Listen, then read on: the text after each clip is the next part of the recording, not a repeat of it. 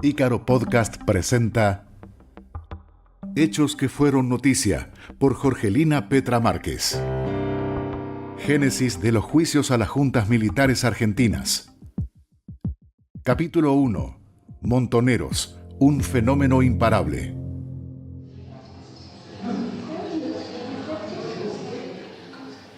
Condenando al teniente general Jorge Rafael Videla como autor responsable de homicidio agravado por alevosía a la pena de reclusión perpetua, inhabilitación absoluta perpetua.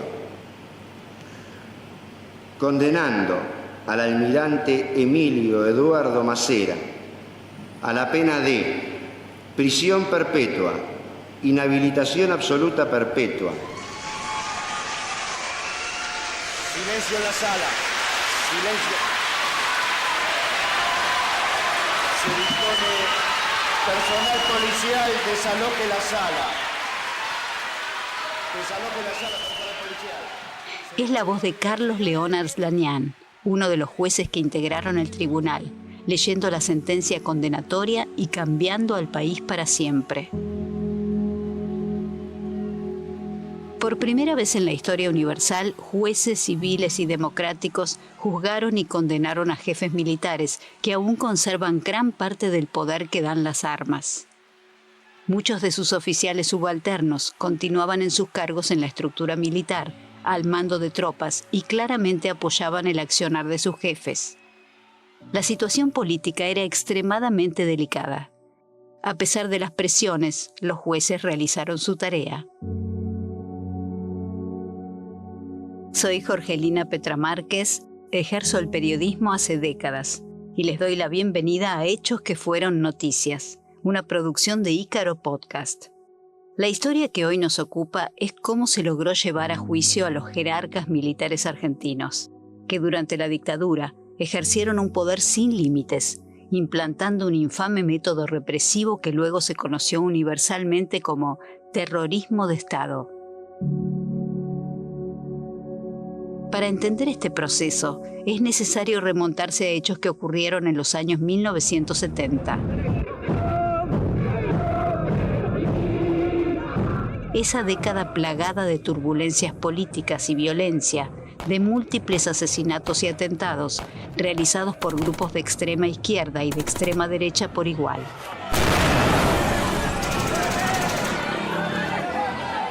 La situación era caótica.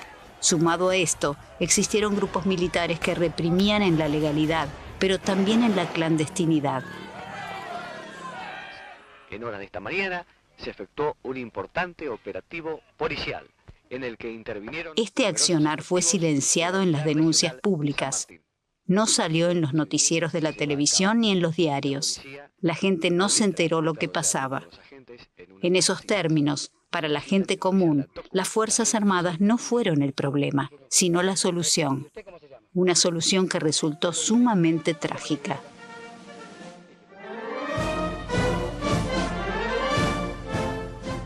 Las Fuerzas Armadas llegamos al 24 de marzo de 1976 con un consenso básico, que había que eliminar a un conjunto grande de personas que no podían ser llevadas a la justicia ni tampoco fusiladas.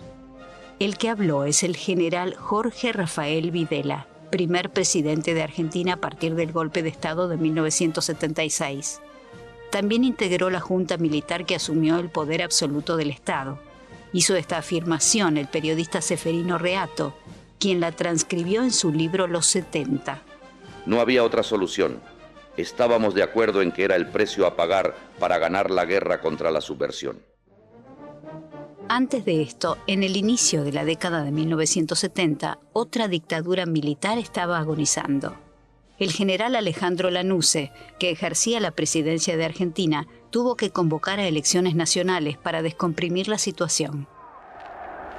¡Esa unidad la sentimos los verdaderos patriotas! Desde su destierro en Madrid, el general Juan Domingo Perón, quien estaba proscripto hacía 21 años, manejaba los hilos de la política argentina. ¡Los hermanos de nación!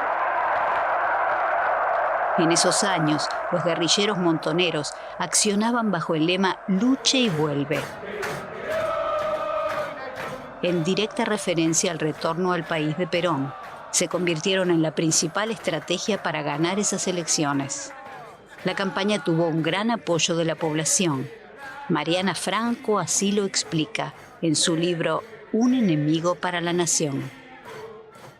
Entender qué sucede con el peronismo en los años 70, previos a la última dictadura militar, y entender el último gobierno peronista, supone tratar de entender un problema más complejo, que es la emergencia de montoneros y más ampliamente la juventud, que normalmente se suelen llamar la izquierda peronista, que aparecen en la escena política antes del último gobierno peronista, es decir, antes de 1973 y antes del regreso de Perón al país. Es también muy interesante el comentario del analista político Marcos Novaro, que comparte con nosotros. Una cosa que fue bastante sorprendente, que es que nadie pensaba que Montoneros iba a crecer como creció, que eran grupos muy pequeños, que el crecimiento de Montoneros fue explosivo y fruto básicamente de la campaña electoral. Fue un fenómeno electoral, digamos, ¿no? Es en el periodo de la campaña, cuando la anuncia habilita la actividad política, digamos, o sea, es una organización clandestina y guerrillera, pero que en realidad crece en medio de una apertura electoral haciendo campaña, ¿no? Y ese es el momento en que todos se sorprenden en lo que se había convertido Montoneros.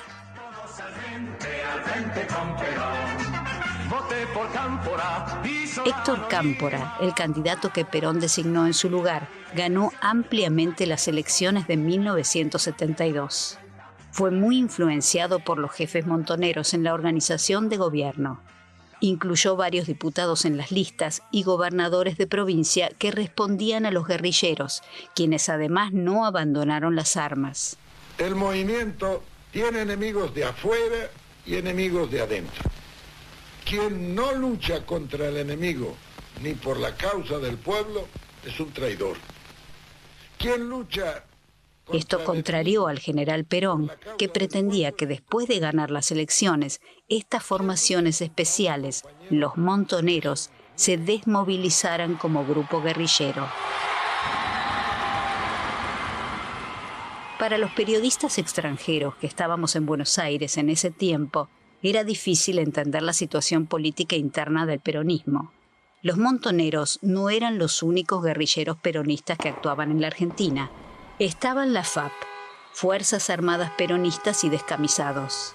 Agreguemos a esto a los marxistas del ERP, el Ejército Revolucionario del Pueblo, y a las FAL, Fuerzas Armadas de Liberación. Para complicar aún más la situación, los grandes gremios aportaban a sus grupos armados de apoyo.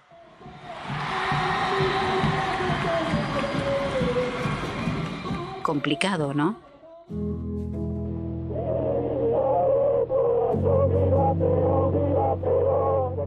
Un buen ejemplo de este caos fue lo ocurrido el 25 de mayo de 1973, el mismo día que Héctor Cámpora asumió la presidencia. Una multitud rodeó la cárcel donde estaban presos los guerrilleros, que habían sido detenidos durante el anterior gobierno, y forzó su liberación. Horas después, con el hecho ya consumado, Cámpora decretó una amnistía para esos presos. Las posibilidades para que vuelva a ser, repito, esta patria socialmente justa, políticamente libre y económicamente soberana. Esto no obligó a los liberados, que como lógica contrapartida entregaron el armamento que aún poseían y tampoco se comprometieron a no realizar acciones armadas en el futuro. Como veremos, esto contribuyó para que más adelante se produjera un verdadero baño de sangre. El gobierno de Héctor Cámpora no conformaba al viejo general Perón.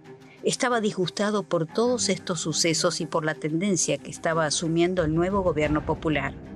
Marina Franco nos dio su opinión sobre estos sucesos. La aparición de la juventud peronista y de montoneros son útiles a Perón para volver al gobierno y al poder en el 73, y por otro lado, cuando Perón vuelve al poder, efectivamente estos sectores tienen pretensiones y exigencias mucho más allá de lo que Perón realmente quiere hacer desde el poder. Y eso va a generar una gran cantidad de conflictos en los primeros tiempos del gobierno peronista, porque son sectores peronistas que se reconocen como peronistas, pero que tienen otro proyecto de sociedad y de país mucho, mucho más radicalizado y con la pretensión de transformaciones mucho más profundas. El general Perón decidió volver a la Argentina y forzar los acontecimientos para tomar la presidencia del país para sí mismo.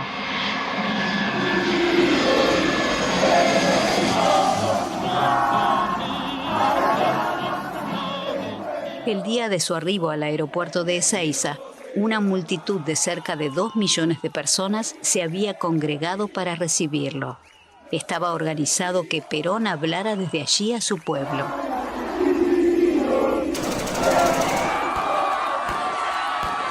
En este acto en que Perón llega, los sectores de la derecha peronista van a recibir a los sectores de la juventud peronista directamente a los balazos, los tiros, y se va a generar una masacre brutal, donde incluso se van a poner ya de manifiesto algunos de los mecanismos represivos más extremos que vendrán después, porque hay militantes que son secuestrados, torturados, otros asesinados.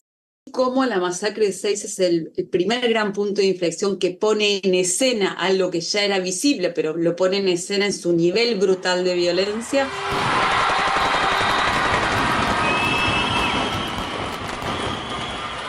El politólogo Marcos Novaro tiene su propia interpretación de aquellos sucesos. Ezeiza tiene una importancia enorme, ¿no? Primero para la movilización social. Esas masas de gente tan eufórica y entusiasta con la revolución peronista, ¿no? ¿En qué consistía la revolución peronista? Nadie lo sabe, pero bueno, va a ser una fiesta. Y rápidamente, en cuestión de días, termina en una tragedia terrible, ¿no? El hecho de que las bases peronistas abrazan a la guerrilla, ¿no? Y las guerrillas se sienten que, como decía Mao, como pez en el agua, en el seno del pueblo, ¿no?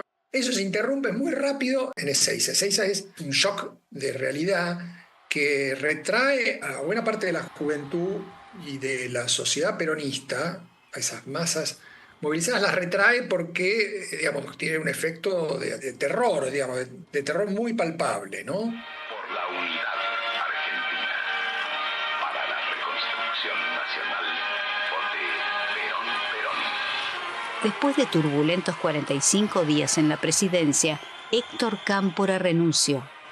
En un complejo proceso eleccionario, el general Juan Domingo Perón se impuso nuevamente como presidente de la Argentina. Juro por Dios nuestro Señor y estos santos evangelios, desempeñar con lealtad y patriotismo el cargo de presidente de la nación. Además, el viejo dirigente designó como vicepresidente a su propia esposa, Isabel Martínez de Perón, popularmente llamada Isabelita, en la fórmula electoral Perón-Perón. El general me ha encomendado. Isabelita tenía una nula experiencia en el manejo del gobierno. Además, estaba profundamente influenciada por los consejos del secretario privado de Perón, José López Rega. Esto tendría consecuencias dramáticas después de la muerte de Perón. ¿Esto qué significa? Que cuando Perón vuelve al poder en 1973, estallan todos los conflictos por cuál es el verdadero peronismo. Entonces, esta tensión entre los sectores más tradicionales, representados por el sindicalismo peronista, va a entrar en conflicto con la izquierda peronista, representada por Montoneros y por la juventud peronista. Primero de la mano de Cámpora y después de la mano de Perón, se van a apoyar en los primeros tiempos muy fuertemente en esta juventud y en particular en Montoneros. Pero una vez que el peronismo vuelve al poder, lo que pretende es volver a un proyecto peronista mucho más tradicional, para el cual no hay espacio para las demandas más radicalizadas de Montoneros.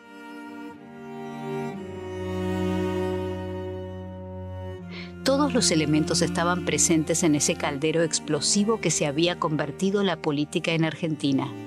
Pero todo esto lo desarrollaremos en el próximo capítulo. Soy Jorgelina Petra Márquez y esta ha sido la primera entrega de Génesis de los juicios a las juntas militares argentinas.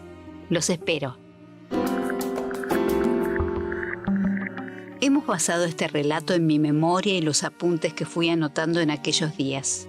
También recurrí a los testimonios escritos por los jueces que constituyeron el tribunal que juzgó a los militares, Ricardo Gil Lavedra y Carlos León Arslanian, y de los filósofos legistas Carlos Nino, Jaime Malamud Gotti y Martín Farrell. Consulté los libros escritos por Alejandro Carrió, Seferino Reato, Marina Franco, Marcos Novarro y Pepe Liachev, además a diversos reportajes periodísticos realizados a los protagonistas de esta historia. En algunos tramos de estos capítulos, las voces que recrean los textos escritos fueron creadas con programas de inteligencia artificial. Fue una realización de Ícaro Podcast. Nada nos resulta ajeno. Dirección General Gaby Casal. Guión Gastón Tolosa. Investigación temática Fabio Díaz. Laura Sordi es la voz de Jorgelina Petra Márquez. Locución Sergio Lonardi. Edición de sonido Luciano Álvarez. Efectos especiales Mateo Durán. Asistencia de producción Andrés Casal. Dron musical Andrea Isasti. Realización integral Ícaro Podcast. Una división de Ícaro Producciones.